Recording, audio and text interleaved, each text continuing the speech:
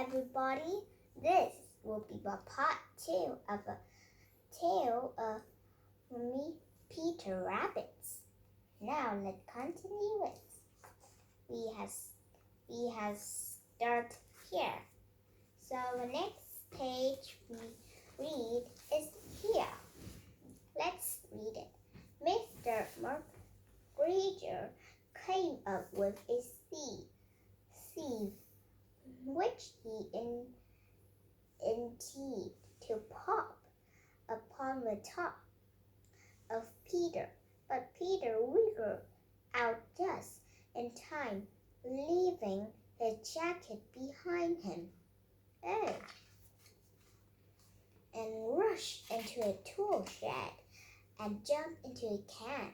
It would have been a beautiful thing to hide in if it had not had so much water in it. Can you swim, Peter? Your ear is too long. Mr. McGregor is quite sure that Peter has somewhere in the tool shed, perhaps hidden underneath a flower pot. No, he's here. I see his long ear.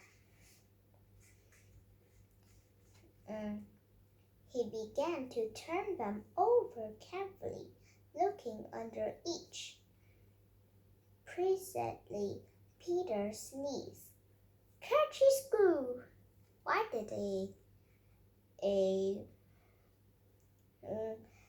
rabbit sneeze like that? But we always sneeze like this. Achoo! Always like that. Not catchy-screw. Mr. McGregor was after him in no time. And tired to put his foot upon Peter, he jumped out of the window, upsetting 3 plants. Oh, what beautiful plants! Peter, how naughty is you! You broken 3 plants I like. Naughty Peter. And the window was too small for Mr. McGregor, and he was tired of running after Peter. He went back to his work. There it's foot, wearing a boot. Peter sat down to rest. He was out of breath and trembling with fright, and he had not the least idea which way to go. Also, he was very damp with sitting in that can. Oh, now he was really wet. After a time, he began to wander about, going lippity,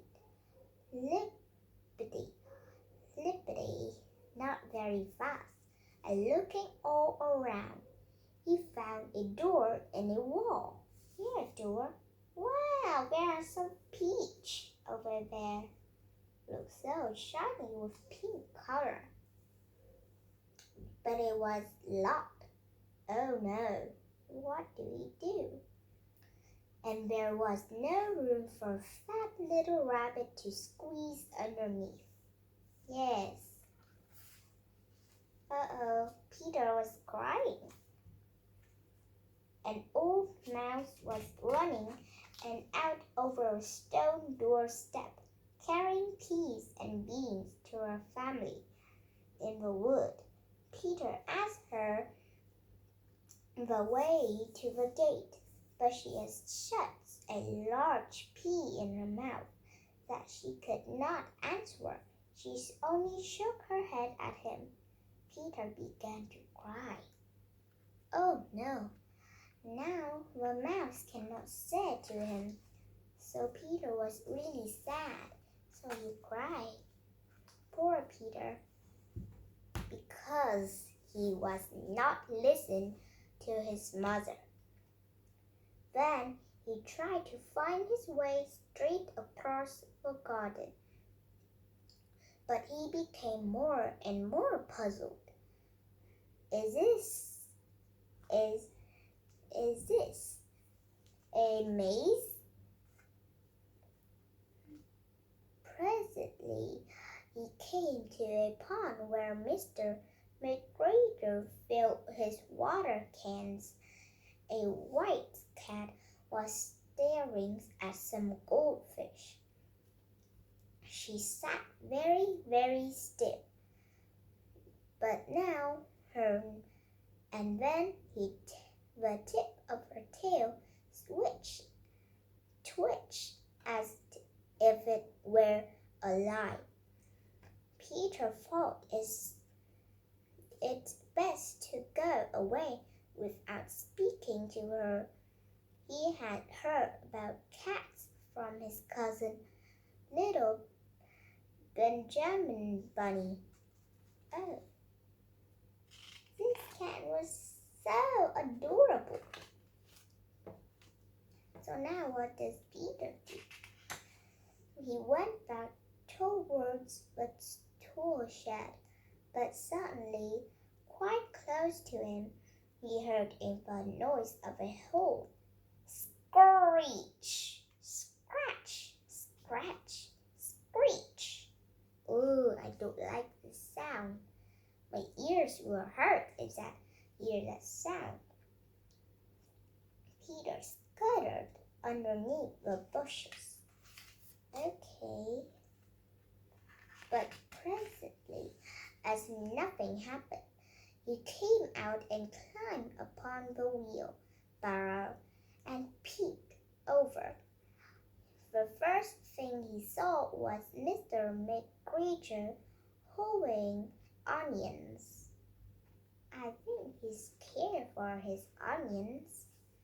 His back has turned towards Peter, and beyond him was the gate. Wow! Now he has found a way to go to home. Peter got down very quietly off the wheelbarrow and started running as fast as he could go along a straight wall behind some black curtain bushes. Mr. McGregor caught sight of him at the corner, but Peter did not care.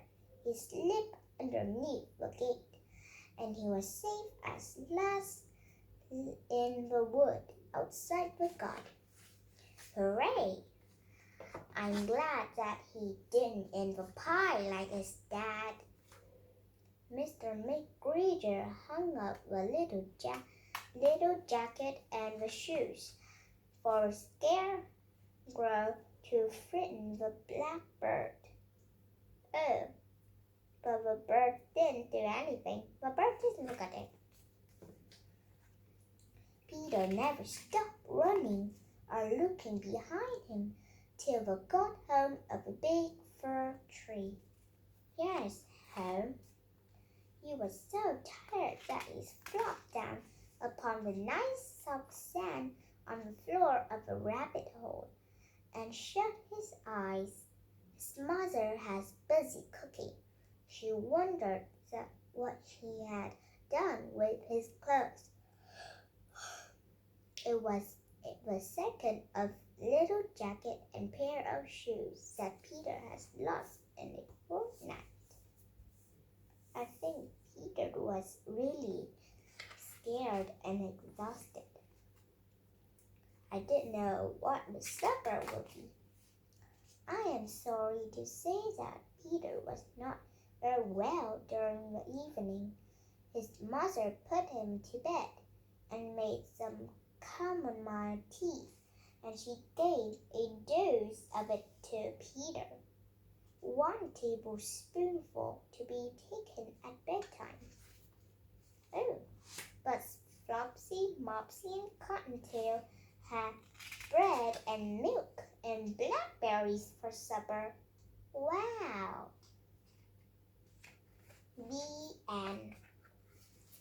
Now it was the end of this Peter book. Now Let's summarize over part 2.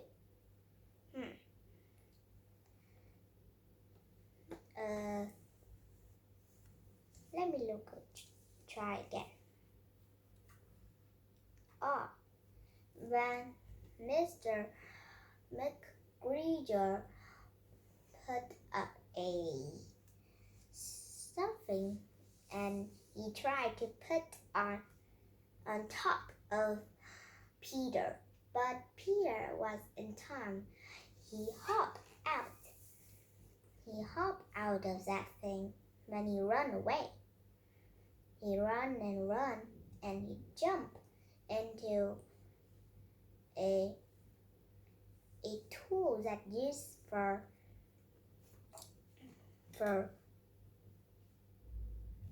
a can. Okay, a can. We can call that a can. Then he can stay in that because in not very much water, Mr. McGregor think he was under some of a flower pot. He carefully put it on, but enough air. Then Peter started to have a sneeze. It was a long word, so I could call it 2. Like me. Then Mr. McGregor heard that. He come, then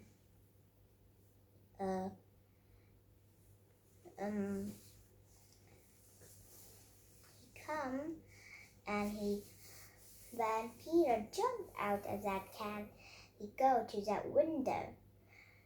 Mr. McGregor come to that window, trying to get the little bunny, but the window was too small, so Mr. McGregor just used his boot to make him out of it.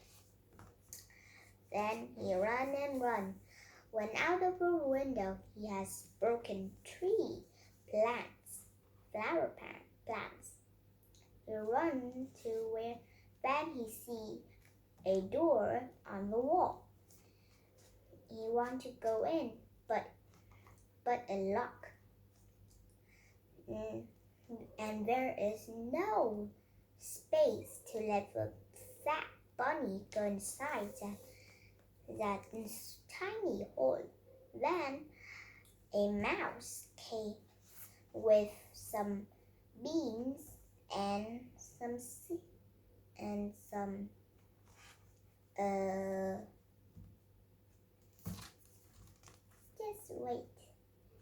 just wait in a few minutes. Peas and beans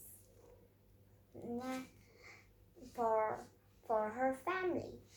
Peter asked her where is the gate, but that the piece is too large, so that mouse cannot answer. So the mouse was just shaking her head. Then Peter cried. He started to run. Then he see a pond. There was a cat over there. He wanted to ask, but his cousin,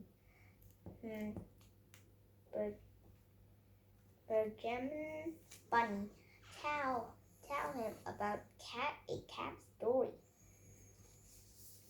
Then he better not ask her. Then he go. Then he see a gate. That time, Mr. McGregor was making the onions. Then he run as he could. Mr. McGregor came back, but Peter don't care. Then he has go near the gate. Then he run and run until he see his home. He go inside. He was very tired, so he just sat lied at the rabbit hole. Mr. Rabbit didn't know where is his coat and his pair of shoes. Then she put him to bed. She let him eat, but Flopsy, Mopsy, and Cottontail had some milk with toast and blackberries as supper. The end. Goodbye.